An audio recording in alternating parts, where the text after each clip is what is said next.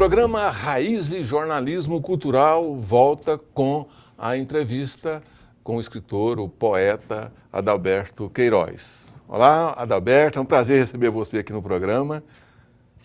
Muito bem, obrigado pelo convite, né, Doracino, Edival. Eu não sei que horas passa esse programa, mas como nós vivemos no mundo da internet, bom dia, boa tarde, boa noite. Estou chegando, obrigado pelo convite. É o que a gente poderia dizer. Bom dia quem é do dia, boa tarde para quem é da tarde e boa noite para quem é da noite, né, Edival Lourenço? É por aí, hoje em dia está tudo junto e misturado, né, como diz o pessoal aí, né? Mas é realmente uma alegria muito grande, viu, Doracino, receber aqui o Adalberto. O Adalberto é um militante da arte, do meio cultural já há bastante tempo, né? Teve um pouco afastado, cuidando de outras lides profissionais, mas agora eu estou vendo que ele está voltando com toda a carga, com toda a força, e isso é bom para a cultura de Goiás, para a cultura do Brasil. Pois é, né, Edival? E o Adalberto, que é empresário, você teve empresa, tem empresa até hoje da família, mas deixou a empresa e começou a se dedicar à literatura, não é? O que te levou à literatura, Adalberto? Bom, primeiro a gente precisa separar por que eu me afastei, que eu acho que é preliminar, de toda essa militância que o Edival falou no início, né? Me afastei justamente por uma dedicação exclusiva ao Grupo Multidata, que é a empresa da nossa família, e durante muito tempo fiquei realmente sendo um homem de negócios. E a dedicação exclusiva, eu costumo dizer, nenhuma mãe quer que você seja vendedor, mas eu fui basicamente um salesman. Eu era um homem de negócios e estava em vendas. Mas é claro que o germe da cultura, da literatura, ele jamais te deixa, te abandona. Então, a poesia sempre me acompanhou. No ano sabático, que era para ser o ano 14 inteiro e terminou sendo apenas metade do ano, este ano que eu tiraria como ano sabático para mim, Deus me deu a graça de fazer duas coisas.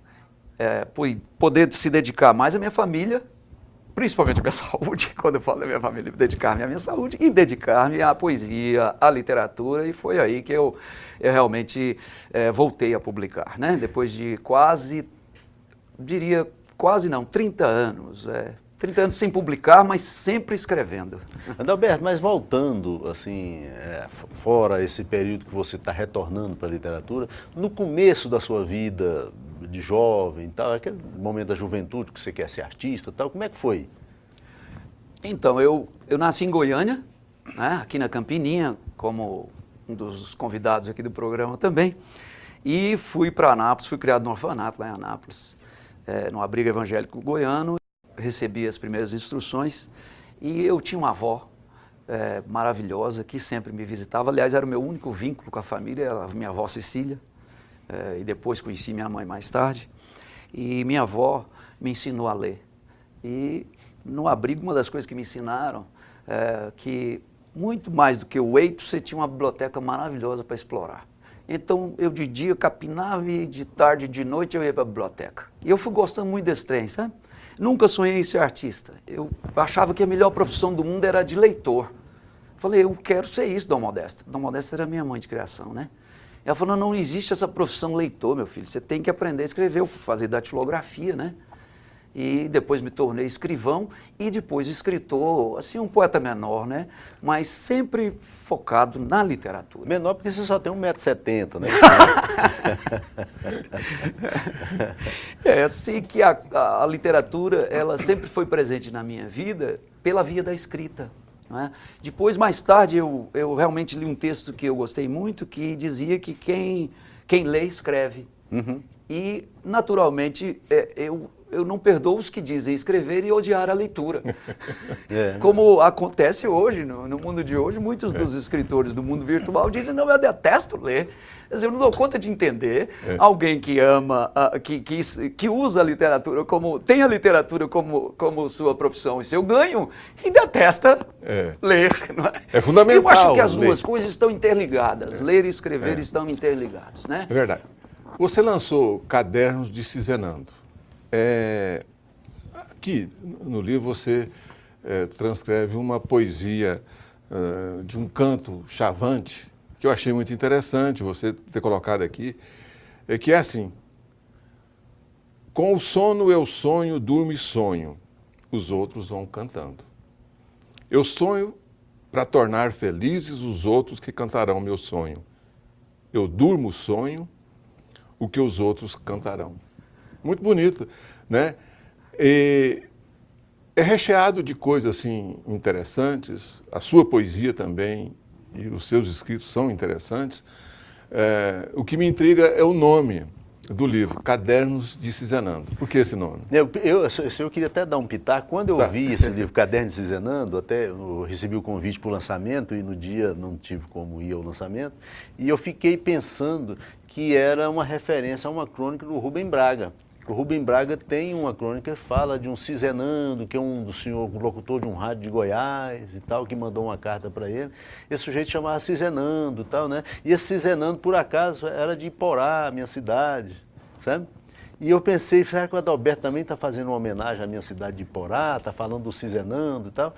Mas agora ele diz o que é. Sim.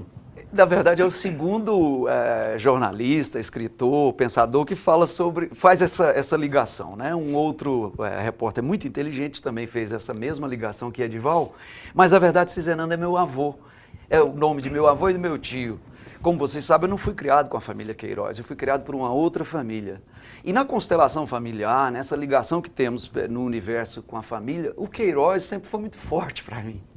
E o meu avô, Cizenando, eu só o conheci na fotografia, e meu tio Cizenando, que era um semi-analfabeto, mas eu adorava poesia, o cordel pernambucano, era capaz de dizer o que eu não tenho, que é memória, né? Hoje mesmo eu falava, hoje à noite eu ficava, como o Omar falou para mim, eu ficava matutando, o que eu vou falar? Mas eu não posso confiar na minha memória, e trouxe esse montezinho aqui, que provavelmente não vai ter jeito de você ver, de livros, porque se eu esquecer de alguma coisa eu vou lá e lembro.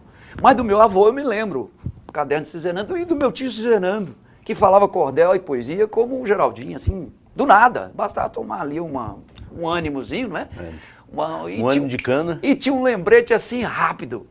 Cizenando é meu avô e meu tio semi-analfabeto, e eles todos gostavam, e todos os Queiroz gostavam demais da boemia, eram excelentes músicos, e nas poucas férias que eu passava com meu tio Adalberto, porque eu deveria assinar Adalberto Queiroz Sobrinho, coisa que fiz até ali mais ou menos pela admissão. Quando eu passei na admissão é que eu vi primeira vez duas coisas que me surpreenderam. Número um, que eu não tinha pai. Que apareceu uma palavra horrorosa no nome do pai, ignorado. Era o pai, filho do ignorado. Filho do ignorado. Então eu comecei a rir de mim mesmo, ria de si mesmo. Ok, eu vou rir de mim mesmo. Mas naquele dia eu chorei, porque eu aprendi isso. Né? E essa coisa de você se ligar às suas raízes, se ligar às suas origens, traz-me então esses dois fortes personagens da minha vida que se resumem em um livro só. Interessante o que você falou, porque é uma das crônicas de que mais gosto. Porque eu gosto de rádio. Durante 8 anos eu fiz rádio. Eu adoro rádio. Eu escutava rádio lá no abrigo, com uma radinho de pilha. Eu nunca fui a futebol sem rádio. Eu adoro rádio, mas infelizmente não é nenhuma homenagem ao personagem de Iporá. Que é o Rubem Braga, Esse é o né? meu avô e meu tio. Como vocês falaram do Rubem Braga, e antes da gente fazer um intervalo, eu lembro de uma crônica do Rubem Braga que diz assim, eu sou um homem do interior, eu merecia ser goiano, eu merecia ser goiano. É a própria. Né? Essa crônica. Eu tenho uma nostalgia do interior. Eu acho que eu merecia ser goiano. Nos meus tempos de militante, assim, meio esquerdista, meio juvenil, eu provocava o povo de Brasília, que tinha uma rixa medonha entre Brasília e Goiânia, e eu dizia assim, olha, se um sujeito da qualidade de Rubem Braga diz que eu tenho uma certa nostalgia do interior, eu acho que eu merecia ser goiano, por que vocês aqui na Candangolândia não ficam aí brigando conosco? Que demos-lhes essas terras, ainda demos um santo para vocês. E é verdade. E como gente do interior, nós vamos aí para um cafezinho, a gente volta já já.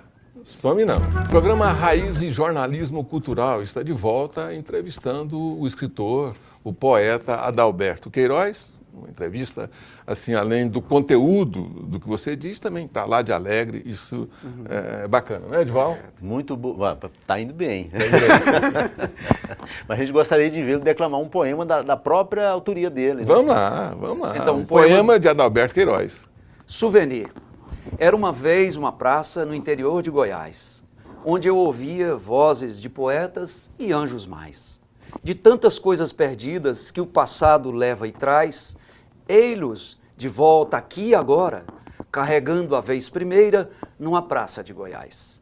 50 anos depois, salta a mesma erosão na alma, a mesma coda sentimental que búzio antigo faz soar. O caderno perdido, só a voz do passado pode salvar. Com o som de outras sombras, vozes de anjos, poetas, amigos, anjos videntes e magos, sopram na estrada a rima certa. Da gaveta dos passados, a harmônica faz soar. Esperança, estrela d'alva, flor do bosque, boninar. Em busca da nota desafinada, esse trino, meu trinado, é de tropeiro do ar. Onde o mar? Onde o engenho de suas terras herdadas? Quando o vento de nossas memórias silencia tantas vozes a rimar, a rimar. Maravilha, hein? O Adalberto, tem uma figura aqui em Goiás que eu digo assim, que é uma figura muito importante para a cultura de Goiás, que eu tenho um respeito muito grande, que é o Anatoly Ramos. O que o Anatoly Ramos representa na sua carreira de poeta? O Anatoly, outro dia inclusive vi uma homenagem que os senhores fizeram, parabéns por isso, trazendo aqui um companheiro de redação dele, Brás Góes Felício. Eu vou juntar os dois nomes, porque eu devo a eles assim, a segurança de poder dizer que eu não era apenas leitor. Que eu era leitor e poderia me atrever a ser um poetinha menor, de 1,70 m, rabiscando minhas coisas, porque eu morava em Porto Alegre e vim com a participação em 2 antologiazinhas lá no Rio Grande do Sul e mostrei, fui à redação, tomei tupete como você assim o fez também, no tempo a redação já, acho que era aqui no centro da cidade, né, se bem me lembro, e fui conversar com o Anatoly, né, através dos Brás Góes, que logo depois escreveu sobre isso.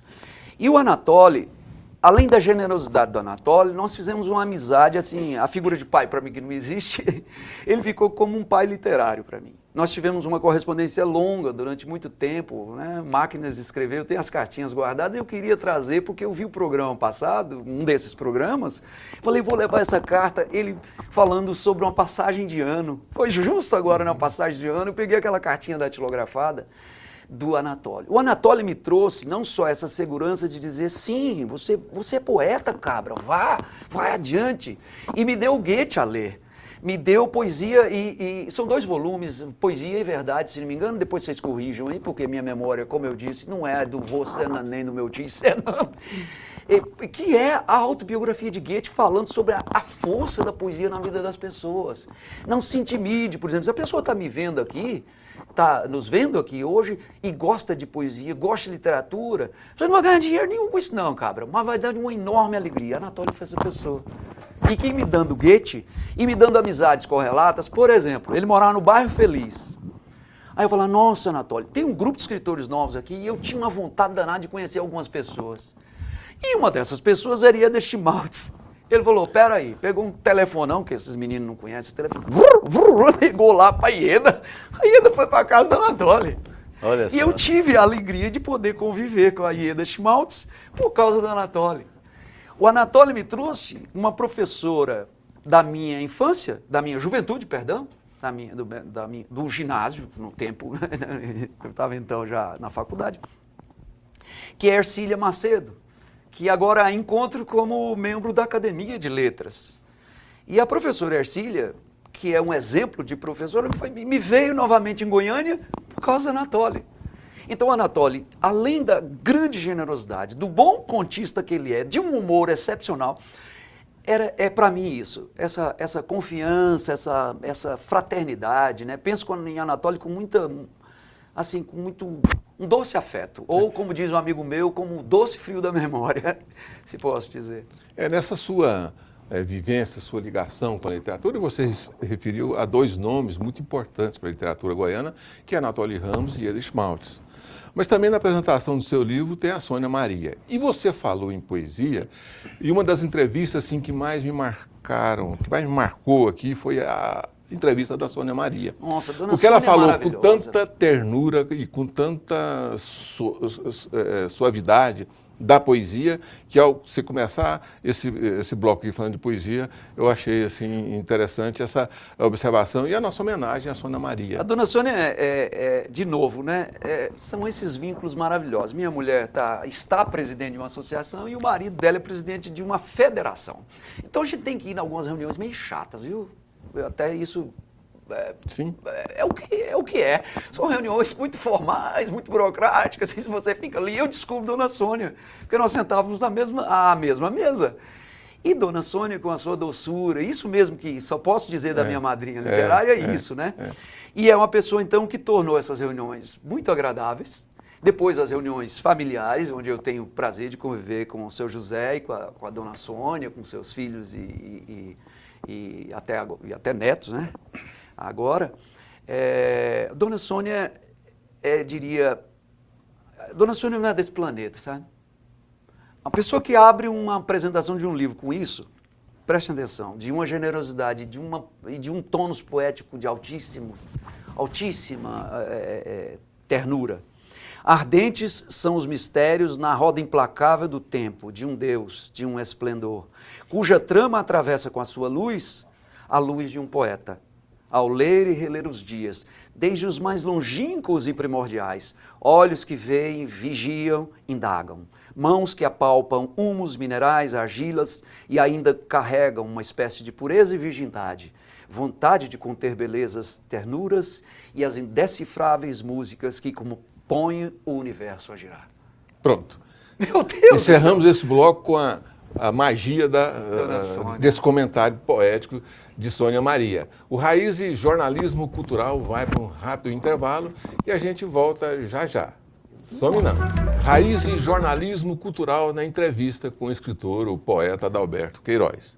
Bom, nos blocos anteriores ele falou um poema e eu acho que o telespectador está esperando que você fale também um novo poema. Vamos lá, vamos começar com esse bloco, né, Edivaldo? Acho que começa bem. Começamos assim então, Adalberto, vamos lá. Tá bom. Então eu vou falar Prece ao Anjo Mago Manuel. Tem uma citação do Manuel Bandeira, naturalmente. O menino que não quer morrer, que não morrerá senão comigo. O menino que todos os anos, na véspera do Natal, pensa ainda em pôr os seus chinelinhos atrás da porta. Manuel Bandeira. Diga-me já, Dom Manuel, como está a Passárgada?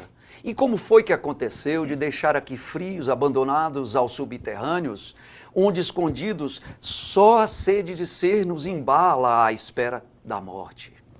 Nós, meninos, que não queremos morrer, nós errantes, um sós, diga, seu Manuel Bandeira, donde e como poesia de sua vida inteira, estrela a apontar-nos o norte, poderia inundar-nos a vida da agora e acabar com a bomba atômica que Antônio disse ter vindo para matar a passarada e destruir o candelabro de nossa inutilidade e mais nada. Diga, seu Manuel, ou ao menos faça aí no alto uma prece a Santa Teresinha do Menino Jesus, em meu nome e de todos nós, os poetas menores, que advogados não temos senão tu. Ah, e o Quintana, com um sapato florido, passeando na imensidão do paraíso e mijando nos muros cheios de eras de nossa esperança infinita. Amém. Maravilha. Muito bom, muito bom. Vamos, Em Doracino, o Adalberto é um sujeito que está aí, ele está quase assim que um adolescente, porque ele voltou agora para a poesia novamente, então ele está bem represado, ele está com muita água para jogar na turbina, tem muita energia para gerar. O que está vindo aí, Adalberto, depois desses cadernos de Cizenando? Então, eu primeiro queria prestar minha homenagem à tríade de poetas católicos. Acho que a câmera não pode mostrar, mas eu lhes digo quem são, né? Minha tríade de poetas, só para poder emendar com o que eu desejo fazer, né? Uhum. São 3 poetas maravilhosos e que eu recomendo a todos vocês, principalmente quem gosta de poesia e quer ter o sopro do espírito, como dissemos aqui no intervalo, que é Jorge de Lima, Murilo Mendes e Augusto Frederico Schmidt. Infelizmente, o tempo não nos permite que eu selecionei uma tríade de poemas, um poema de cada um deles. a túnica inconsútil, tempo e eternidade e um sonetinho do nosso amigo Augusto Frederico Schmidt, mas não vai dar tempo de ler. E na minha perspectiva para o ano 15, esse negócio de eu estar estudando literatura da Idade Média, eu tenho dois personagens que me intrigam muito e me animam muito a escrever, continuar escrevendo numa espécie de prosa poética. A Idade Média me interessa profundamente por causa dos mestres e místicos. Então eu tenho Saint Hildegard, eu tenho São João da Cruz com um outro período, mas tem um outro personagem que me interessa também muito, que agora me foge, não sou Cisenando, era o meu avô e virá. E eu tenho com os poetas e escritores católicos franceses um desejo muito grande de continuar a divulgação da obra de Georges Bernanos, que morou aqui em Barbacena e Pirapora. Então estou cheio de ideias na minha cabeça e muita pesquisa já feita. Então acredito que o Caderno Cisenando 2, que minha madrinha já me cobrou, Dona Sônia, a professora Ercília, que fez agora um trabalho que até acho que a UBE vai... Nós vamos publicar na revista da UBE, da UB. Da União Brasileira de Escritores aqui de Goiás. É. Então, o meu desejo, sabe, Edival, é que a gente possa produzir no rumo da prosa poética e sempre os cadernos sejam isso. Prosa poética, poesia, coligados no mesmo aspecto, sempre reabilitando os meus poetas de cabeceira, os poetas do coração. Hoje você é um sujeito religioso, digamos assim, você tem uma religião no sentido de religar com o sagrado muito forte. Muito. Você sempre teve essa religação ou você teve um tempo assim Muito boa pergunta, obrigado por fazê-la. Eu fui criado pelos protestantes em Anápolis e eu tive um reencontro, eu tive um período de cinismo, né? O cínico característico e típico do nosso mundo atual. E eu, aos 49 anos, tive um reencontro com Deus. E esse reencontro foi possível graças a alguns dos grandes escritores, ou seja, não foi só pela razão, mas também pela emoção e pelo coração, que Deus me voltou com muita força para fazer essa religação. Eu tive uma infância extremamente mística e abandonei esse misticismo. E foi através da Igreja Católica que eu reencontrei essa religação com o sagrado. Esse sagrado, ele voltou para você num evento espetacular, num susto, no medo, ou voltou devagarinho? Não. Absolutamente pela leitura. Olha, são dois escritores fundamentais que se você puder ler, se você está numa dúvida medonha, leia. É um inglês chamado, além de ser místico e gostar do sagrado, é engraçadíssimo de ler, chama-se Gilbert Keith Chesterton, maravilhoso. E tem um que foi abominado por causa do jeito de educação que nós temos no Brasil hoje, meio esquerdizante, que chama-se Gustavo Corsão. E tem o Mestre Alceu, na tríade eu gosto das tríades, né? Você já notou. Que você deve ler, sabe? Doutor Alceu era capaz de fazer união dos opostos, assim, fazer convergência de opostos. Gustavo Corsão era aquele rebelde, eu até falei um dia para o José Serra, falei, professor, o Gustavo Corsão, o senhor ficava brigando com ele, eu falei, mas tinha que brigar, porque eu era da União Brasileira de Estudantes, não sei o que lá, mas o Gustavo Corsão é um grandíssimo brasileiro. Então, não teve barulho nenhum, não teve pregação nenhuma, foi o silêncio da minha casa, e isso que eu achei muito bom, que um jornalista capturou aqui, o Jornal Opção, que é a contemplação solitária. Eu acho que não se encontra consagrado senão numa contemplação solitária. Eu não sou de grito, de nenhuma manifestação muito explícita, mas sim esse silêncio de si mesmo, não é? Que me trouxe essa graça. Né? E eu tenho um texto do Jorge Lima maravilhoso que eu queria só encerrar com ele, se for possível, não é? Que é as mágicas que a graça do Senhor faz são poesia. Esse encontro silencioso é a manifestação transcendental de Deus na vida das pessoas, pelo menos muitos se encontram exatamente nesse momento. E nós vamos chegando aí ao final do programa Raiz e Jornalismo Cultural, que hoje recebeu o escritor, o poeta Adalberto Queiroz, a quem nós agradecemos pela entrevista. Obrigado, Adalberto. Obrigado. Vamos lá? Esqueci Senhor. de dizer que o livro está disponível também em e-book, no formato de e-book na Amazon e na loja do Google. E na semana que este programa irá ao ar, também na Livraria Cultura e-books, que é bem baratinho. Eu adoro o tangível, que é pela Kelps, Armazém do Livro, e Nifinac Flamboia. Obrigado. Vamos embora? Vamos embora. Pois é, mais uma vez, Doracina, uma satisfação muito grande aqui receber, principalmente recebendo o Adalberto Queiroz, que é um amigo meu de longa data, uma pessoa que eu tenho uma admiração muito grande. E é realmente uma satisfação renovada vê-lo por aqui, né? E obrigado a você de casa, que você tenha uma ótima semana. A gente se encontra no próximo programa. Até lá. Some não.